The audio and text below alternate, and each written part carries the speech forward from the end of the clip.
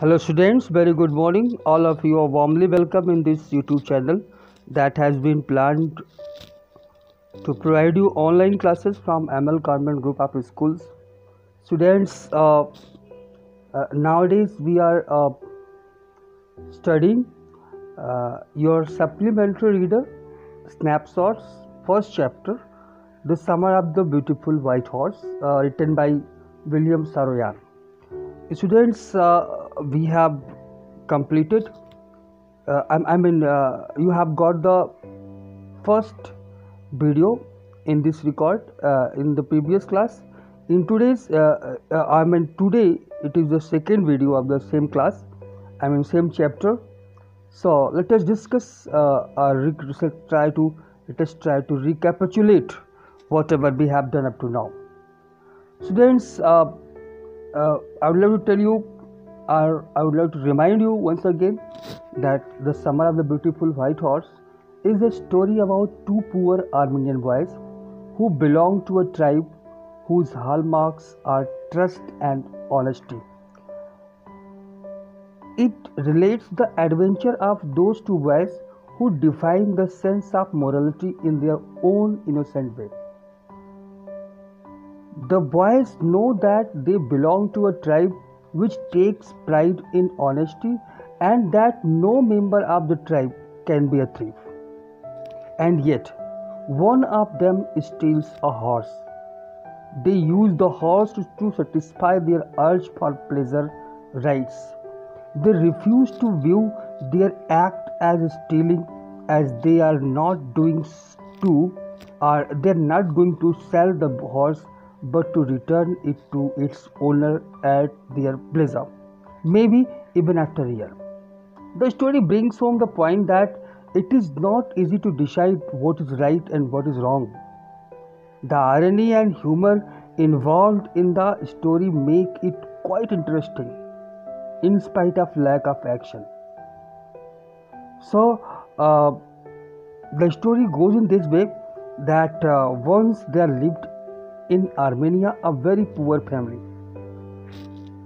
Like most other families of this tribe, this family was very famous for trust and honesty.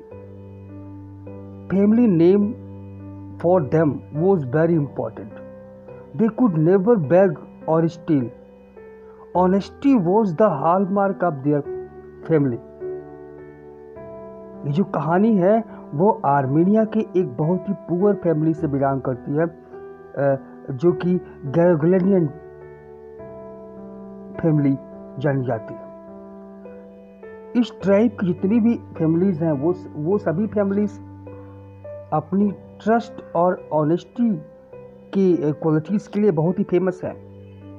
उनके लिए जो family name है वो सबसे ज़्यादा इम्पोर्टेंट चीज़ है।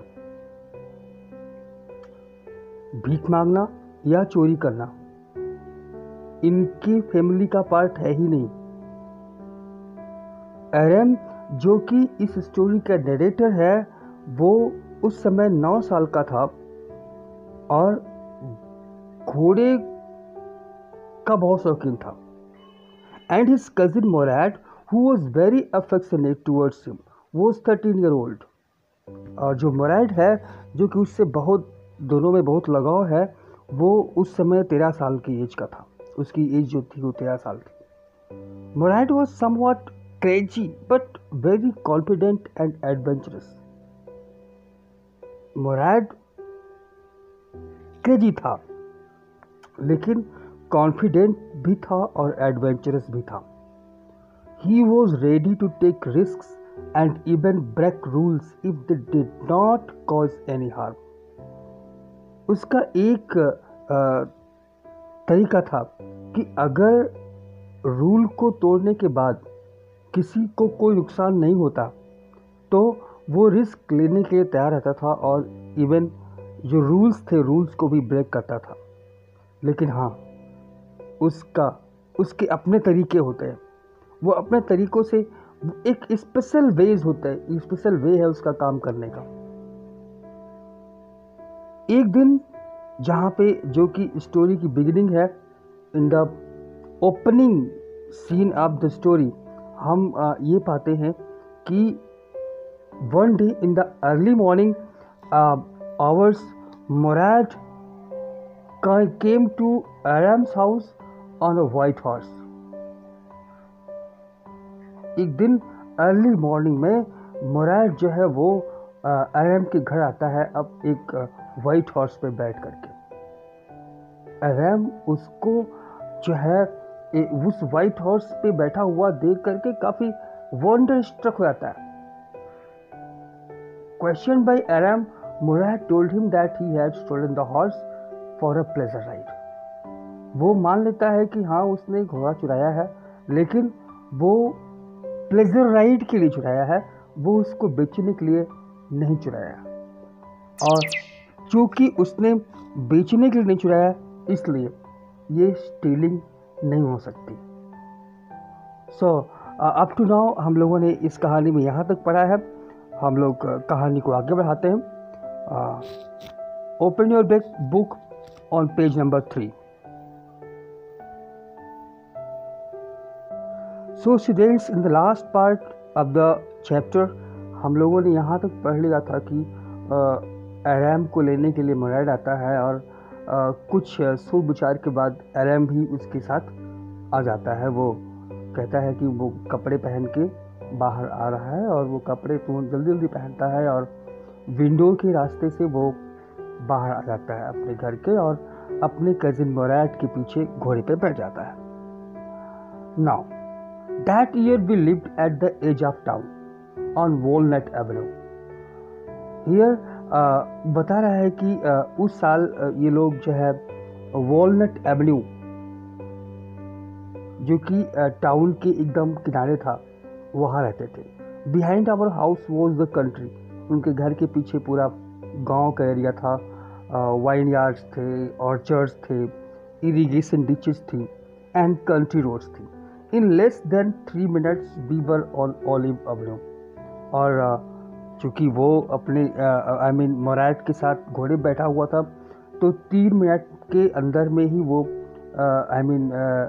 3 मिनट से भी कम लगा होगा, वो ऑलिव एवेन्यू पे आ जाता है। And then the horse began to trot. और उसके बाद जो हॉर्स था वो ट्रॉटिंग करना शुरू कर देता है। The air was since it was morning, so the air was new and lovely to breathe. Okay, उसमें की हवा बहुत ही फ्रेश थी। Okay, the feel of the horse running was wonderful. और घोड़े के साथ घोड़े की रनिंग की जो फीलिंग थी, that was really very wonderful. My cousin Mourad, who was considered one of the craziest member of our family, began to sing. मेरा जो कजिन था मुराद, जो कि परिवार में सबसे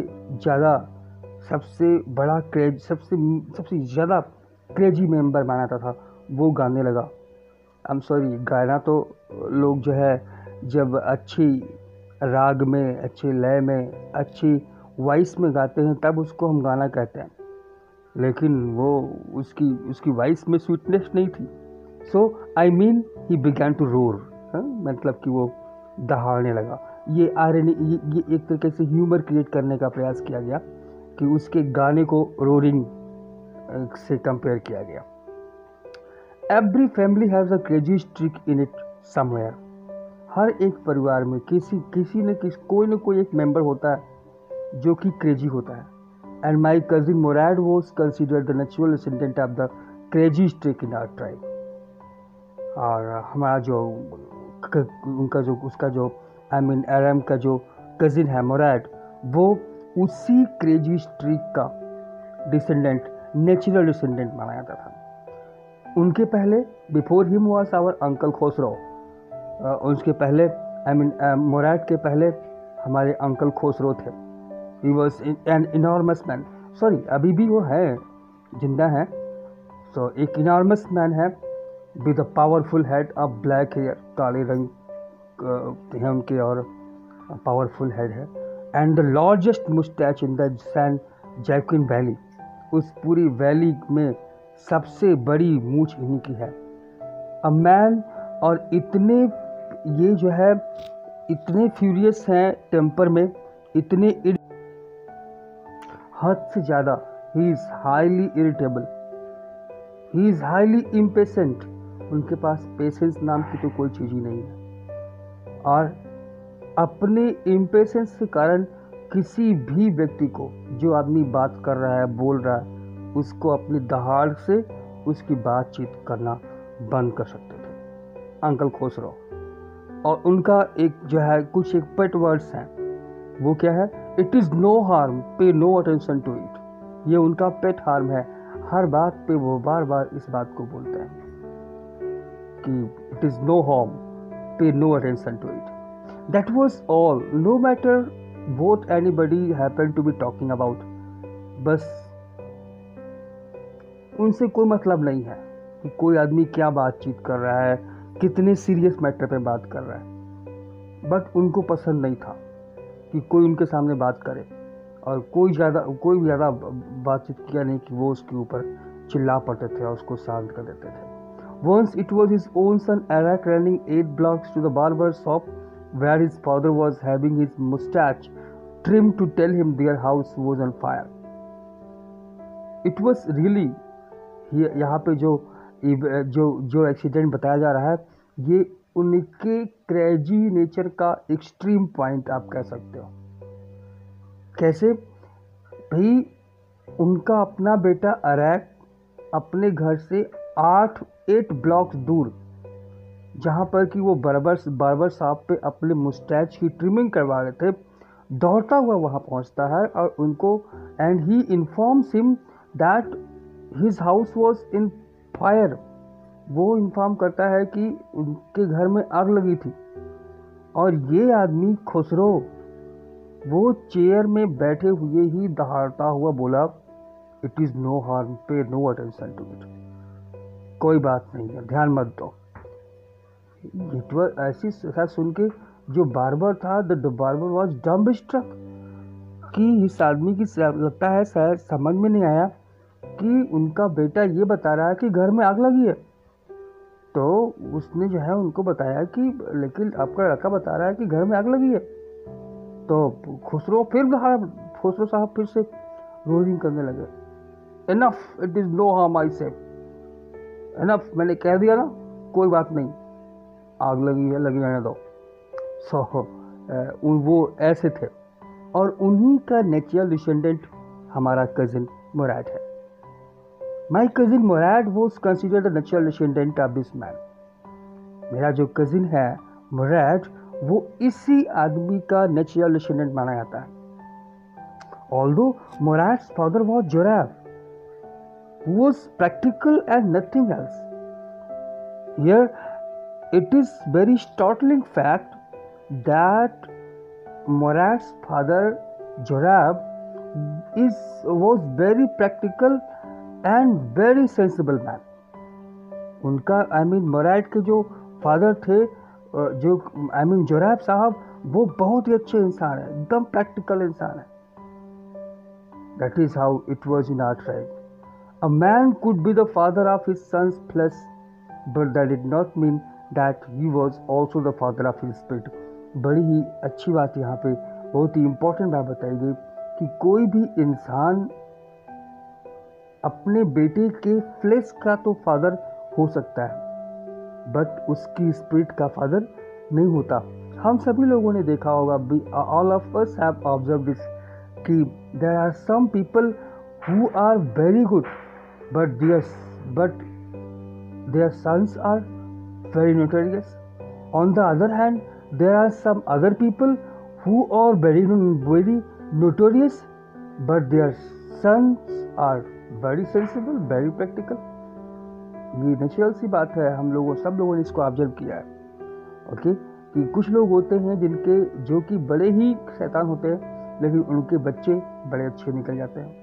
जबकि कुछ लोग होते हैं जो कि बड़े अच्छे होते हैं, लेकिन उनके बच्चे बड़े ही शैतान निकल जाते हैं। ये नॉर्मल सी बात है। ये प्रूव करता है कि कोई भी व्यक्ति अपने बेटे के फ्लेश का तो फादर हो सकता है, बट उसकी स्पिरिट का फादर नहीं होता। The distribution of the various kinds of spirit of our tribe had been from the beginning capricious and vagrant.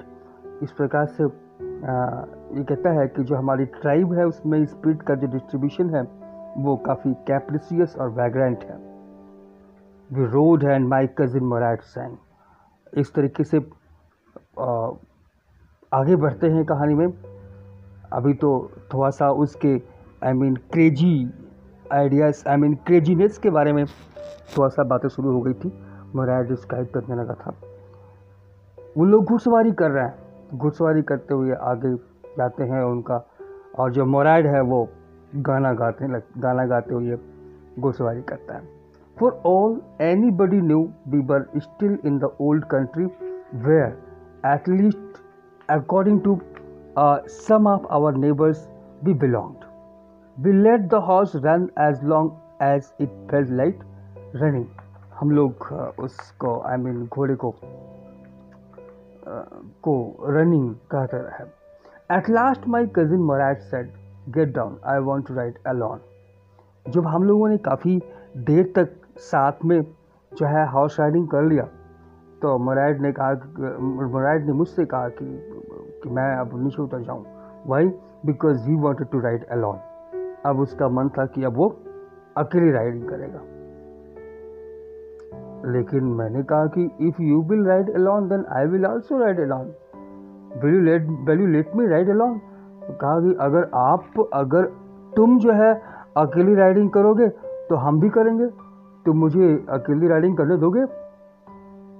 तो मोराट ने कहा कि okay, I don't have any problem, that is up to the horse. ये तो घोड़े की मर्जी पर डिपेंड करता है कि तुम अकेले राइडिंग कर पाओगे कि नहीं कर पाओगे। नीचे उतरो। The horse will let me ride.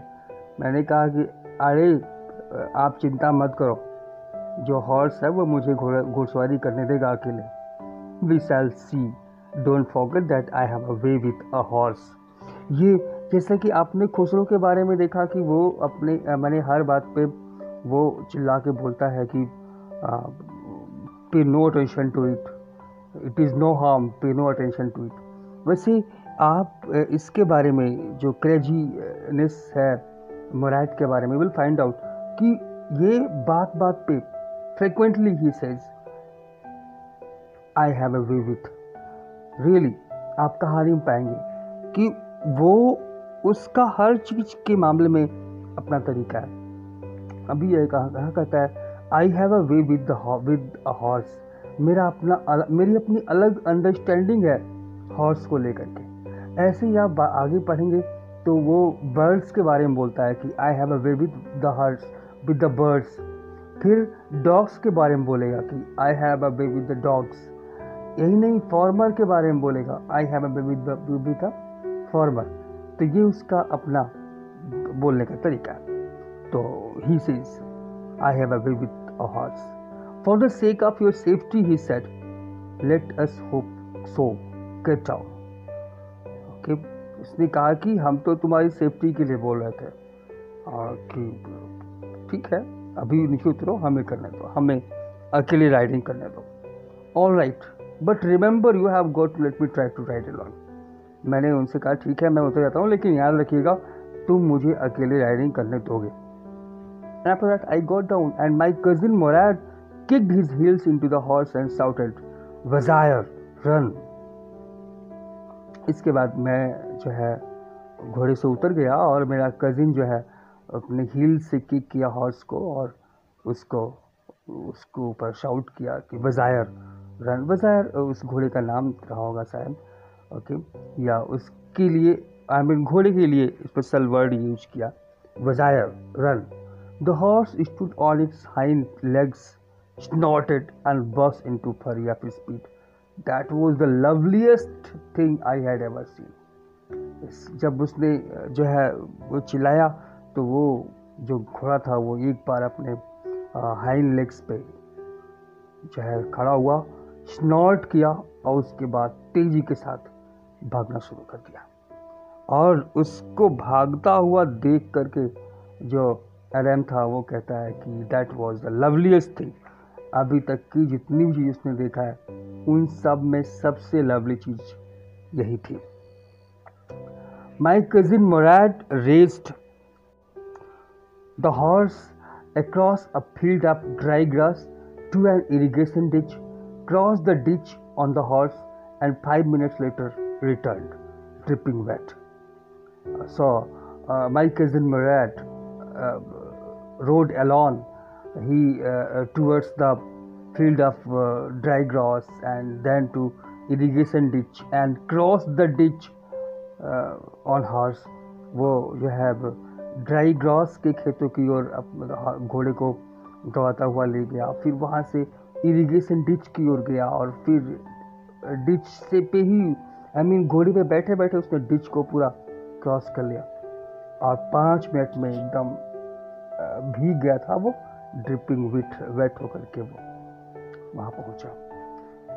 और जब वो वहाँ पे आया तो at that time the sun was coming up, morning हो गया था, सवेरा हो गया था। अभी सूर्य जो सन थे, सनराइज जो है हो रहा था, सनराइज मैंने कि सूरज ऊपर आ रहा था। Now it's my turn to ride. मैंने कहा कि देखिए इट्स माई टर्न, जैसा कि दोनों में जो है एक वो हुआ था कि कॉम्प्रोमाइज़ हुआ था कि भाई अगर आप राइड करोगे अकेले तो आप मुझे भी अकेले राइड करना दोगे। तो मैंने कहा अब मेरा नंबर है, मेरा तो मुराद जो है घोड़े से उतर आया, कहा ठीक है राइट। और मैंने भी जैसे वो बैठा था घोड़े पे, मैं भी घोड़े पे लीप किया और उस घोड़े की पीठ पे सवार हो गया। And for a moment new most awful fear imaginable. और एक बार तो really RAM got highly horrified, एक बार तो बहुत ज़्यादा हॉरिफाई हो गया, डर गया। The horse did not move, घोड़ा चला ही नहीं। तो मुराद ने कहा kick into the muscles, my cousin Murad said. Murad ने कहा कि भाई उसके मसल्स में किक करो। What are you waiting for, क्या वेट कर रहे हो? We have got to take back before everybody in the world is up and about. उसने कहा कि सारी दुनिया जग जाए इसके पहले इसको घोड़े को वापस भी करना है। जहाँ पे वो छिपा कर रखता है घोड़े को, वहाँ पर छिपाना भी है। तो मैंने भी I kicked into the muscles of the horse, मैंने हॉर्स के मसल्स में किक किया। Once again it reared and snorted, एक बार फिर से वो अपने पीछे वाले पैरों पे खड़ा हुआ और स्नॉट किया और उसके बाद दैट बिगैन टू रन, और फिर वो जो घोड़ा था वो भागने लगा। I did not know what to do. अब घोड़ा चल पड़ा और भागने लगा और मुझे तो पता नहीं था कि अब आगे करना है क्या है, घोड़े को कैसे ट्रीट करना है, कैसे मोड़ना है, कैसे रोकना है। आई डिड नॉट नो एनीथिंग, मुझे कुछ भी नहीं पता था। So instead of running across the field to the irrigation ditch, the horse ran down the road to the vineyard of Dickran Halabian, where it began to leap over vines.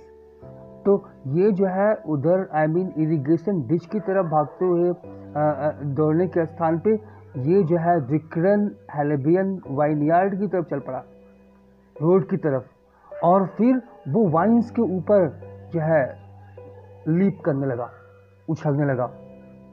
The horse leaped over 7 vines. मैंने भी काफ़ी हिम्मत किया और वो 7 wines के ऊपर leap किया। तब तक एरम ने अपने आप को घोड़े के ऊपर शांति से मजबूती से बनाए रखा, लेकिन उसके बाद वो मैनेज नहीं कर पाया अपने आप को, और फिर क्या था, वो गिर पड़ा। ओके देन और घोड़ा इट कंटिन्यू रनिंग। एरम गिर पड़ा और घोड़ा भाग गया। माई cousin Murad came running down the road. मेरा जो कजिन था मुराद, वो दौड़ते हुए आया रोड से। I am not worried about you, he shouted. वो चिल्लाया कि वो तुम्हारे लिए मैं परेशान नहीं हूँ, मुझे चिंता तुम्हारी नहीं है कि तुम गिर पड़े हो। We have got to get that horse, हमें वो घोड़ा वापस लाना है। You go this way and I will go this way. तुम इस तरफ जाओ और मैं उस तरफ जाता हूँ। If you come upon him B kindly, I will be near. उसने कहा कि अगर तुमको वो घोड़ा दिखाई पड़ जाए तो एकदम काइंडली उसके साथ बिहेव करना, मैं वहीं कहीं आसपास रहूँगा। हम दोनों, I mean both Ram and Murad, दोनों लोग जो है उस घोड़े की खोज शुरू कर दी। I continue down the road and my cousin Murad went across the field. मैं रोड की तरफ गया और मेरा कजिन मुराद जो है फील्ड की तरफ गया, इरिगेशन डेच साइड में। It took him half an hour to find the horse and bring him back. उसको घोड़े को खोजने में आधे घंटे का टाइम लग गया। वो आधे घंटे के बाद घोड़े को लेके उधर आया। All right, he said, jump on, कोई बात नहीं, आ जाओ, जंप करो। The whole world is awake now, पूरी दुनिया अब जग गई है। What will we do? I said, मैंने कहा अब क्या करेंगे, कहाँ छिपाएंगे? Well, he said, we will either take him back to the back or hide him until tomorrow morning. उसने कहा कि या तो हम इसको वापस लेके जाएंगे या फिर इसको कल सुबह तक छिपा के रखेंगे। He did not sound worried. अच्छा, मुराद के दिमाग में अभी भी कोई चिंता, तनिक भी चिंता के लक्षण नहीं थे। तनिक भी चिंतित नहीं था, तनिक भी परेशान नहीं था, एकदम कूल माइंड था। Okay, and I knew he hide him and not take him back. मुझे पता था कि वो छिपाएगा इसको, घोड़े को ले नहीं जाएगा। Not for a while at any rate, निश्चित तौर से किसी भी कीमत पे ये इसको ले जाके वापस नहीं करेगा। Where will be hide him? मैंने पूछा, छिपाओगे कहाँ? I know a place. उसने कहा कि मुझे एक स्थान पता है। I know a place where I had to hide this horse. मुझे घोड़े को कहाँ छिपाना है, मुझे इसके लिए एक स्थान पता है।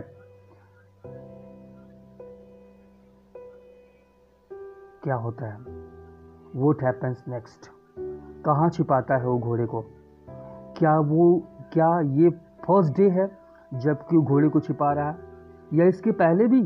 आई मीन, क्या ये फर्स्ट डे है जबकि मुराद ने हॉर्स राइडिंग किया, या उसने घोड़े को काफ़ी पहले से चुरा के रखा है और वो काफ़ी लंबे समय से हॉर्स राइडिंग कर रहा है?